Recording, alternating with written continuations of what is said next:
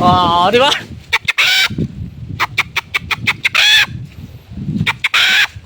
So, yung dahon dito sa gitna ay papalitan ko kasi ano, masyadong manipis ito. Papalitan ko. Ito lang kukunin ko. Oh. Dahon ng nyog. Yan. Bus. Kap TV part. Tapos takar na. Na. Hop, daan mo lang. Yan. Yan lang mga katuldok, ito kahoy na merong biyak sa gitna. Ayun, kahit anong kahoy basta hindi makati sa bunganga. O kaya hindi laso na kahoy. Siyempre nalagay sa bunganga ay baka mamaga bunganga mo pag makati yung kahoy na nili mo. Yan, ganyan yung ano, dahon ng nyug. Yan lang yan. Tapos ilalagay lang ito dito. Yan o, sa gitna. Yan, ipitin lang yan. Pag naipit na, punitin lang yan yung sobra. May sobra pa oh. Ayusin lang yan para maging pantay. Ayan. Hanggang ngayon kasi marami pa rin nagtatanong, nagme-message kung paano ko daw ginagawa itong pakakak para sa labuyo. So ito, susubukan ko ito kung maganda yung tunog nito ha. May timpla rin kasi ito. Medyo matinis, ano. So baliktarin ko lang ganyan. Parang okay na part yung tunog. Medyo okay na. Parang okay na yung tunog mga katuldok. So ganyan lang, dito lang ako banda nag-iihip sa no, hindi depende yan kung dito sa dulo medyo malaki, ganun mo lang. Nakadepende rin sa biak ng yung kahoy. Ito.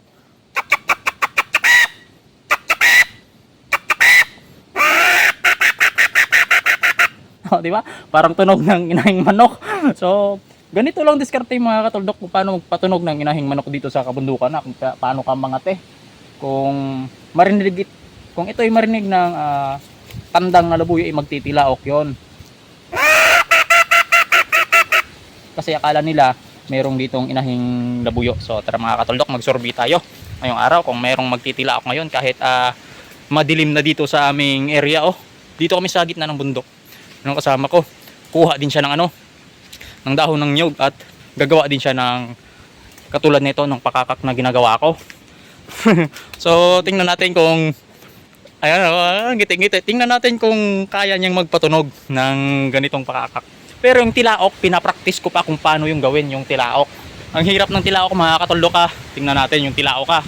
Pakinggan natin kung maganda pakinggan. Oh, di ba? Mga katuldok, malakas yung hangin dito. So, magtitilaok ako gamit itong aking pakakak. O, di ba? Hindi lang pala ano hindi lang tunog ng inahin yung kayang gawin nito. Pwede rin yung tunog ng tandang. Oh. Kapart sa'yo, tunog na? Oh, wala. Wala pa. Hirap ng tilaok mga katuldok. Hirap timplahin yung tunog ng tilaok ng tandang.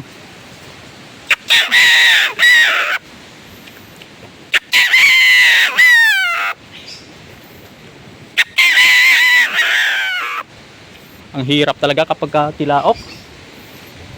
Pero sa ngayon ayos na ito.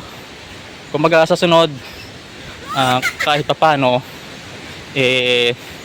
makakapagtilaok na tayo gamit itong pakakak. Ayun, nagpapakakak na yung kasama ko. Oh, wow. Sige nga. Oh, wow. Oo. So mahirap din ito, depende yan sa pag-ihip ha. Ayan o, tunog na yung sa kanya.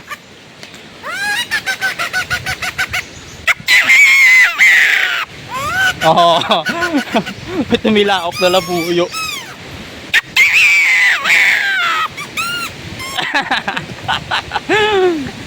Kahit bagyo, may tumitilaok pa sa labuyo oh.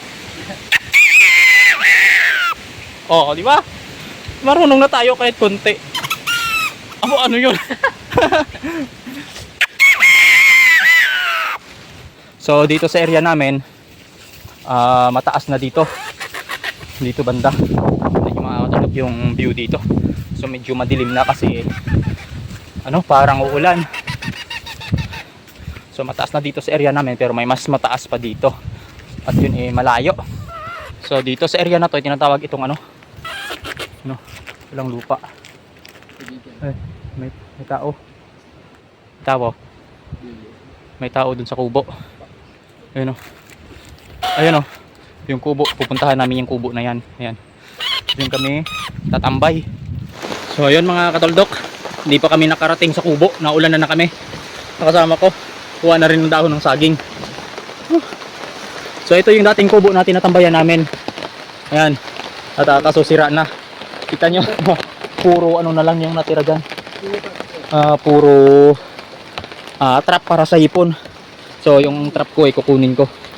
At aayusin. So sira na talaga itong kubo namin dati. So may bagong kubo kami doon sa taas banda. So pupuntahan natin yun ngayon. So ito mga katoldok yung natitira kong trap dito. Yung dati kong ginagamit. So yung iba nito kinuha ng isang kaibigan. Ginamit niya. At dahil hindi ko naman ginagamit, siya munang gumamit. Ito yung natira. So ito sira na. Yung iba palitin na ng mga asali.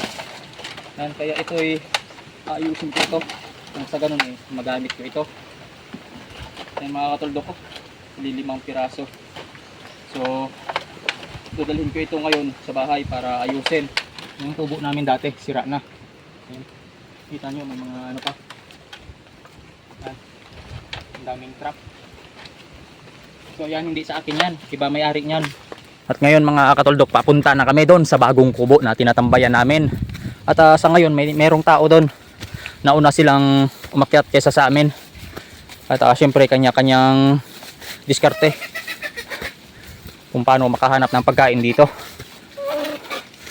Tama ng pakakakyan park, maulanan pa tayo ulit ng malakas. Naulanan tuloy kami, kakatilaok ng manok. Woo! Pagod. At dito na mga katoldok yung bagong kubo na tinatambayan. At yung tao dito ayan. Yan.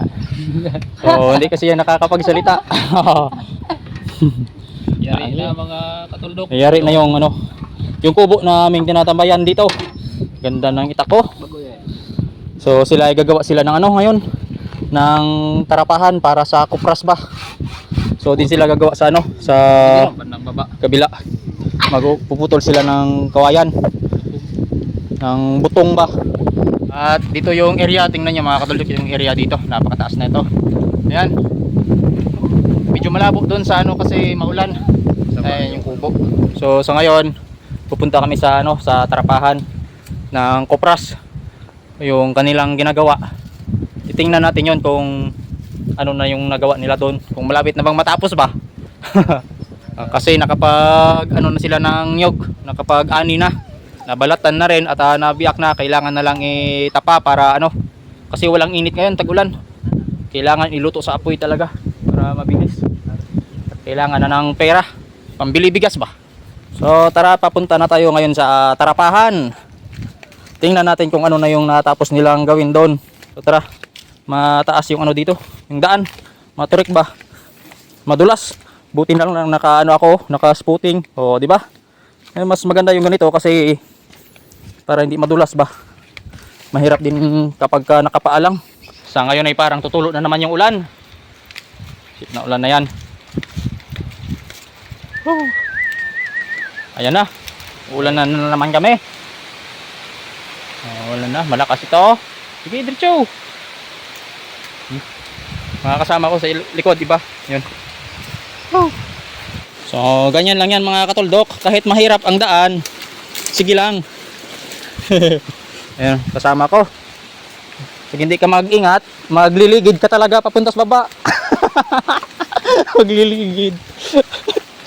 O gugulong-gulong ba, matirik pa yung daan, naulan pa, madulas.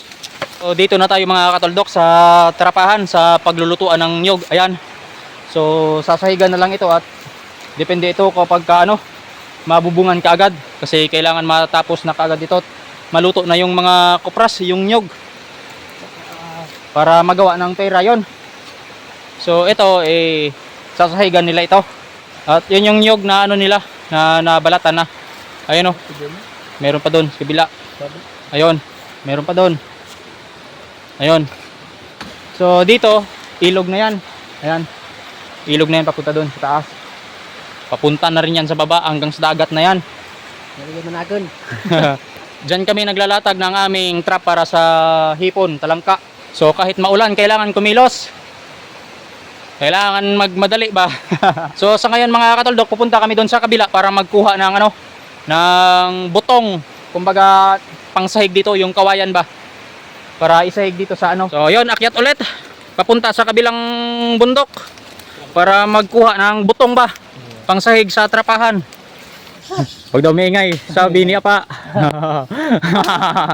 Huwag maingay.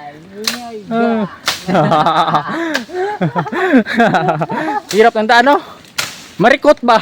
Marikot.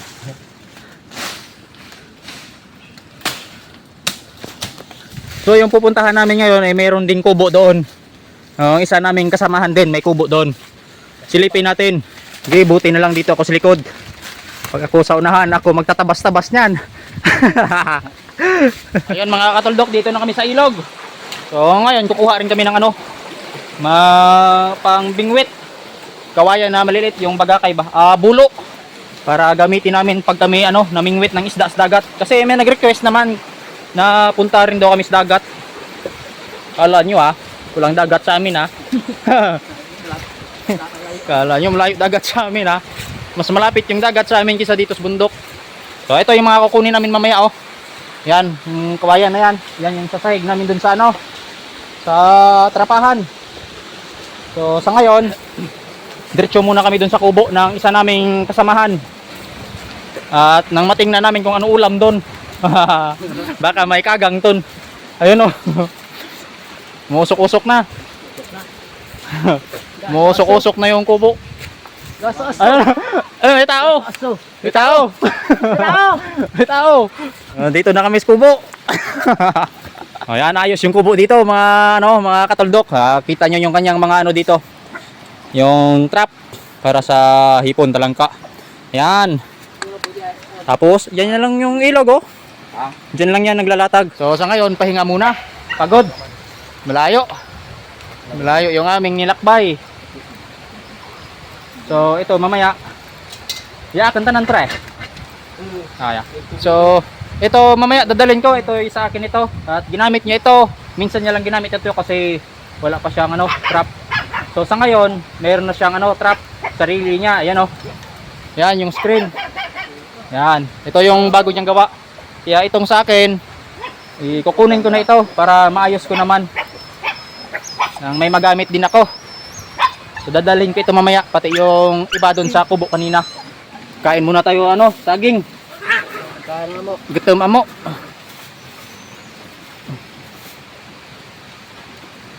Saging.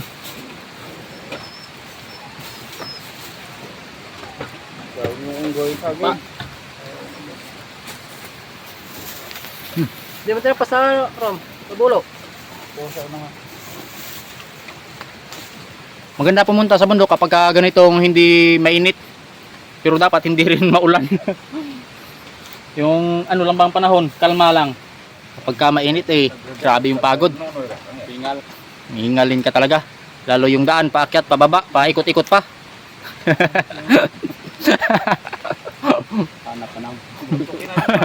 Madulas pa pag maulan. So, nakabawi-bawi na, nakapagpahinga-pahinga na, nakakain na ng saging ang unggoy.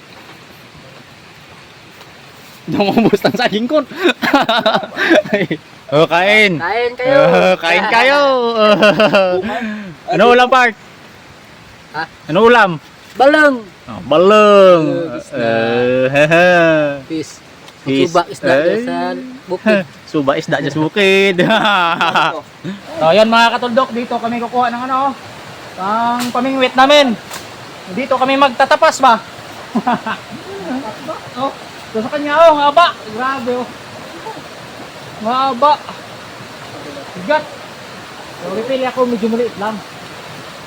So yan mga katuldok, nagpipitas sila ng ano, ng gulay, sitaw kasi may bunga na. Ayan. So yun mga katuldok, pauwi na kami. Meron akong dalang ano, kawayan. Tsaka dala ko na yung aking trap para sa hipon at talangka, at ito'y aayusin ko na para malatag na ito sa sa mga susunod na araw. Kasi ito yung gamit ko nung nakaraang taon. At yung mga tali niyan marurupok na, kailangan ng palitan, kaya dadalhin ko muna ito sa bahay para maayos. At kahit anong gawin naming pagpakakak at pagtilaok wala man lang labuyo na umitilaok. So sa ngayon wala na talagang labuyo, hindi na nila season ngayon, tag-ulan na kasi.